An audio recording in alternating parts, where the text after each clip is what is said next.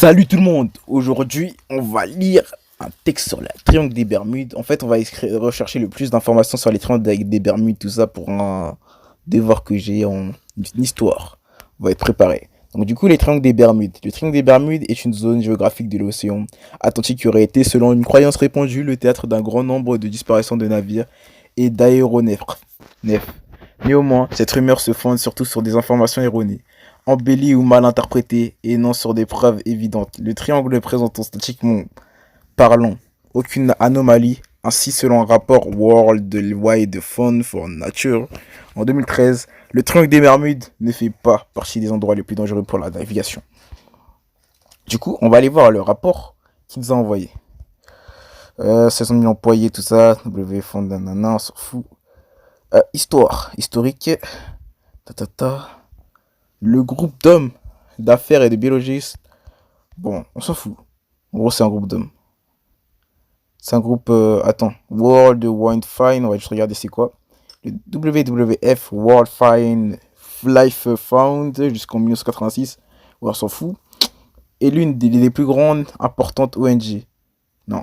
Le Fonds mondial pour la nature est une organisation non gouvernementale internationale, ONG, créée en 1961, vouée à la protection de l'environnement et au développement durable. Elle est l'une des plus importantes ONG environnementalistes de la planète grâce à plus de 5 millions de soutiens à travers le monde. Elle travaille dans plus de 100 pays bénéficiant de 12 000 programmes de protection de la nature depuis sa création. Le WWF en est aussi l'objet de rapports d'investigation des journalistes et de documentaires TV l'accusant de multiples abus, allant des liens d'intérêts opaques avec des multinationales au recours à des groupes paramilitaires suspectés de violence sur les peuples autochtones dans le cadre de l'exercice de la mission de l'organisation. Du coup, sa création. Le 29 avril 1961, un groupe d'hommes d'affaires, ouais, on s'en fout. Ok. Du coup, voilà. On repart sur ça, les trucs des triangles des Bermudes. La zone graphique que représente le triangle des Bermudes est très fluctuante. Selon les récits rapportés et les considérations des écrivains qui ont décrit les mystères liés à ce lieu, selon les auteurs, la zone varie de 500 000 à 1500 à 1,5 million de kilomètres carrés, ce qui influe sur le nombre de disparitions qu'on y apporte. C'est en février 1964 que Vincent Gaddis, dans un article nommé The Deadly Bermuda Triangle, définit dans le People Magazine Agosi la zone graphique qui recouvre le triangle des Bermudes. Cette zone se situe à l'intérieur d'un triangle formé par l'archipel des Bermudes, Miami et San Juan à Porto Rico. Néanmoins, cette zone géographique n'est pas reconnue par l'United States Board on Geographic Name. C'est un article du Miami Herald, daté du 17 septembre 1950 et signé par Edward Van Winkle, qui fait mention pour la première fois de disparitions inexpliquées dans le secteur. 2 ans plus tard, le magazine Fate publie un article Sea Mystery at Our Backdoor, signé George X. Sun, traitant de la disparition d'une escadrille de 5 chasseurs bombardiers le 5 décembre 1945 au large de la Floride. Événement connu sous le nom de vol 19. C'est cette disparition inexpliquée qui va véritablement populariser le mythe du triangle des Bermudes et alimenter les légendes concernant le secteur. Pourtant, il semblerait que les avions en exercice dépourvus d'éléments de navigation se soient tout simplement perdus en mer après que le compas du pilote d'instructeur, le lieutenant Charles Taylor, fut tombé en panne. Cependant, bien avant la disparition du vol 19, des disparitions ou des faits étranges avaient été révélés dans le secteur. Christophe Colomb aurait été déjà rapporté à son époque le fait que son compas s'était déréglé dans le secteur en 1918. L'USS Cyclope c'est quoi? On va aller voir c'est quoi l'USS Cyclope, c'est ça. Ce bateau magnifique comme vous le voyez, qui a été créé en 1910, commission en 1917, statut perdu en mer en 1918, qui avait un équipage de 238 hommes, indicatif AC-4 carrière. L'USS Cyclope AC-4 est l'un des 4 charbonniers de la classe Proteus, construit pour la marine américaine en 1910. Son nom fait référence au Cyclope, un géant de la mythologie grecque. Il s'agit du deuxième navire de la marine américaine à porter ce nom. Bon, du coup, on reprend. Un navire charbonnier de l'US Navy disparaît en mer sans laisser de traces ni de messages radio. Si le mystère n'a jamais été élucidé, même s'il semble que le bateau ait coulé en mer sans avoir pu lancer de message de secours, et alimenter des théories relevant du paranormal ou du surnaturel. Il est en revanche peu sûr que la disparition se soit déroulée dans la zone géographique du Triangle des Bermudes, mais plutôt dans la Barbade et Baltimore. Inspiré par les précédents articles publiés, dans les années 1950, l'appellation Triangle des Bermudes est forgée par le journaliste américain Vincent Gadget dans un article du magazine Argosy de février 1964. The Deadly Bermuda Triangle, le journaliste du Los Angeles Times, Howard Rosenberg, publié en 1974 un article estimant que plus de 190 navires et 80 avions auraient disparu dans cette même zone, au cours des 100 dernières années.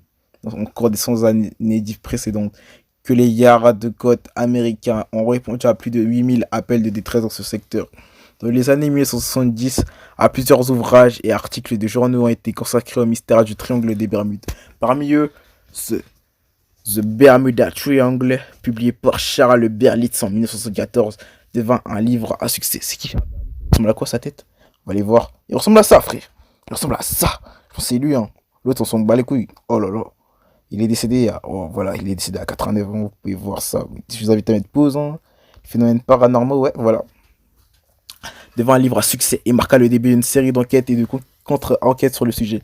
Pour expliquer les disparitions, certains auteurs évoquent les extraterrestres, influence de l'Atlantide, une distorsion spatio-temporelle, des champs magnétiques surnaturels tandis que d'autres optent pour des perturbations climatiques, des réactions physiques ou chimiques naturelles liées à l'environnement de ce secteur, par exemple le remontant de surface d'hydrate de méthane. C'est ça l'hydrate de méthane, c'est ça. Tiens, l'image de l'hydrate de méthane, comme elle est belle. Wesh, là c'est les trucs qui montent et tout. Caca. Voilà. Ou encore des défaillances humaines. Voilà. Chronologie des disparitions de mystère. L'histoire des modernes des disparitions dans les triangles des Bermudes commencerait au début du 19e siècle, de 1800 à 1850. En 1800, l'USS Insurgente, un navire français capturé par les Américains en 1799 avec 36 canons et 340 marins. Du coup, l'USS Insurgente, il ressemble à quoi? Il ressemble à ça. Bon, c'est un fiche image, il a été créé, voilà, longueur 45,5 mètres, mètre beau 11,5 mètres, tirant d'eau 5,5 mètres, équipage France de 70 hommes, USA 340 hommes, statut capturé en 1799 par l'USS Constellation, perdu en mer en septembre 1800, lancement 27 avril 1793, qui posé mars 1791, chantier naval Arsenal de Lorient, a servi dans la marine de la République United States Navy. Du coup, on a l'USS Pickering en 1800. Il ressemble à ça. Hein. Ok, il a perdu en mer. Longueur 77 pieds. Non, 23,47 mètres. Mètre beau. Bon, c'est pas le mètre beau, c'est quoi ça? C'est ça, hein, si vous voulez savoir le mètre beau. La longueur, vous savez c'est quoi une longueur même? Tirant d'eau. Tirant d'eau, c'est ça. Non. C'est les déplacements, ça. Ça c'est les tirants d'eau. 87 de l'Anton, 190 tonnes, voilà, c'est ces petits dates. Armement 14 canons de 4 livres, perdu en mer en septembre 1800 et en commission en 22 août 1798. Équipage 70 officiers et matelots, chantier naval Newburyport, Massachusetts. Et commanditaire United States Revenue Cutter Service a servi dans l'United States Navy Gauntlet. Et du coup, bah c'est bon. On continue. En 1112, on a encore une disparition de l'USS Patriot. L'USS Patriot, on n'a pas d'informations sur lui. Du coup, bon, on va le laisser. On a l'USS Wasp et on a le HMS Epervier. 1, 2, 3, Epervier sorti. Non, je déconne. Bon, on continue. La blague était tellement gênante, on va le laisser comme ça, 3. Longueur 30,6 mètres. Ortou, c'est quoi Ortou? Ortou, c'est ça. Ouais, non, je sais pas c'est quoi. Il y a un d'autre entre l'anglaire. Donc, du coup, c'est L. Oula! Litres, décilitres, je sais pas quoi là. Non. On va lire c'est quoi. Ortou, je vais montrer la longueur là. Ouais, bon, la longueur, on sait c'est quoi. La qui 23,7 mètres la qui. La qui, c'est ça. C'est le truc en bas, quoi. Tac, tac. Du bateau. Vous voyez c'est quoi? Bon, c'est bon.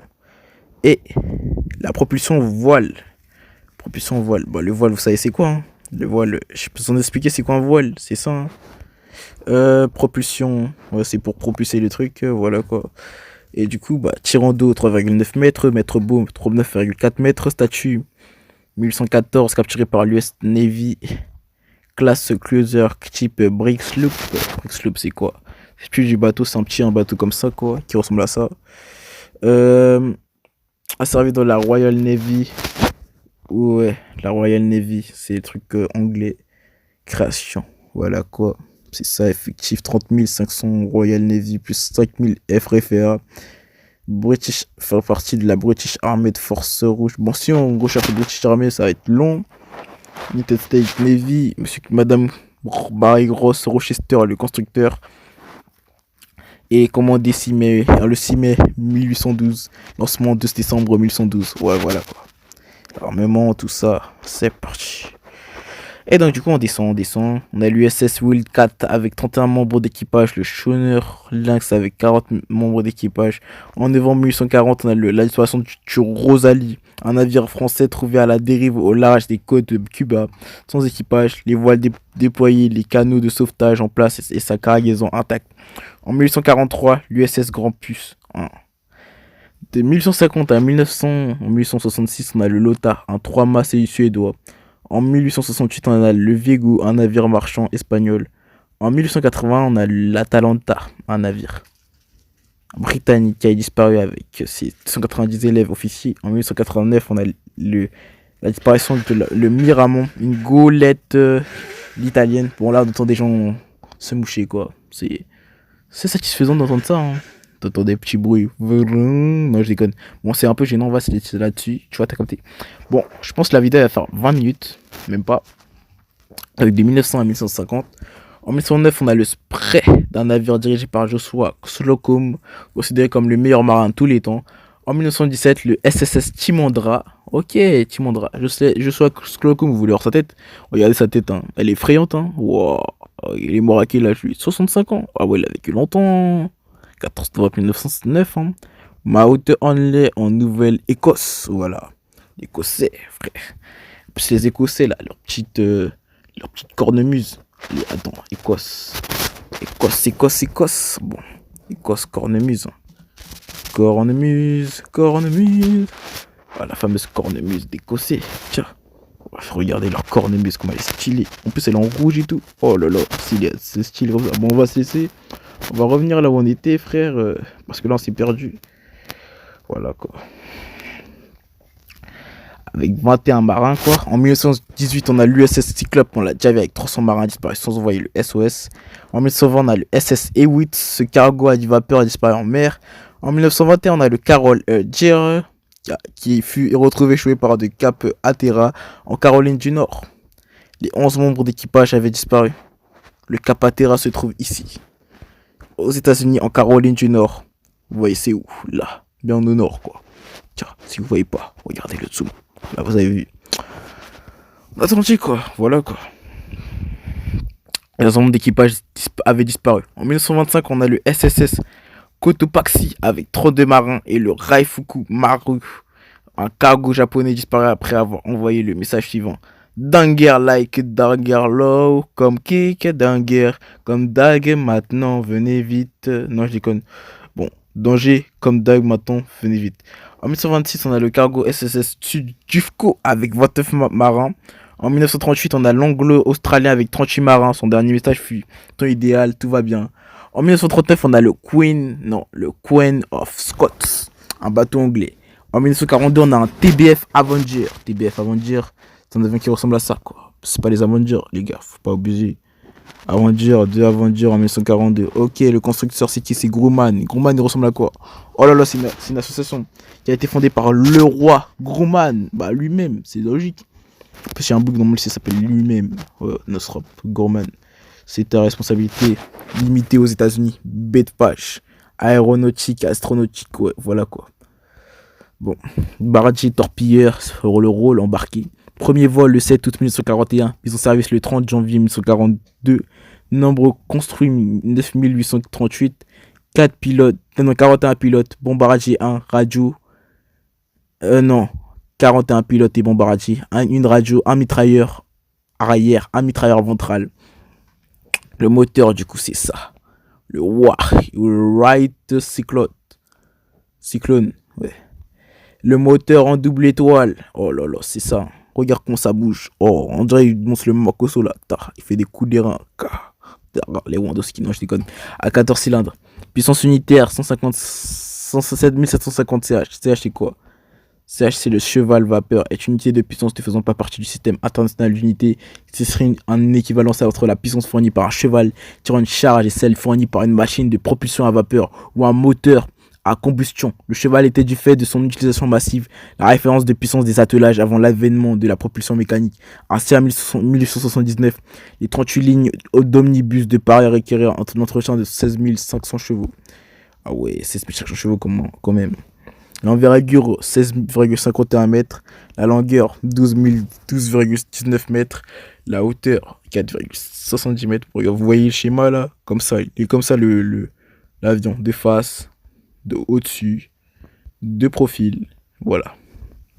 Surface à l'air 45,52 mètres carrés, hauteur 4,70 mètres, masse à vide 4920 kg, carburant en interne 1230 avec réservoir auxiliaire 2680 kg, avec armement 7600 kg et maximal 8280 kg. Oh ouais, il est lourd. Performance, vitesse maximale 430 km par heure, c'est incroyable. Vitesse de décrochage 108 km par heure, plafond 7130 mètres, vitesse ascensionnelle 630 mètres par minute. Ah ouais, rayon d'action 1140 à 1120 km. Si je crois à cette vitesse là, je serais content. Endurance 1820 km. Ah ouais, c'est une endurance de fou comme ça, faut pas abuser. Interne, demi-mitrailleuse de calibre 50 BMG, 2,7 mm à l'avant, une mitrailleuse Browning M2 de calibre 50 BMG. Bon, le Browning M2, vous voyez, c'est quoi? C'est on va s'arrêter là, on va pas faire comme les militaires maliens aussi. Browning MD 50 Chambrion 1012, voilà quoi.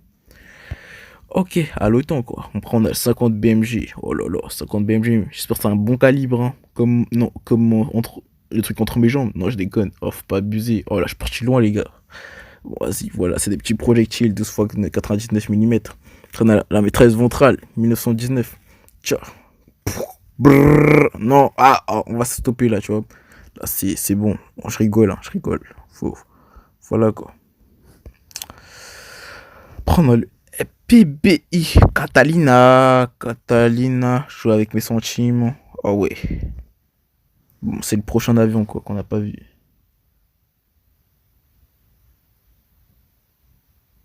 Ah ouais, on était parti dans l'Avenger.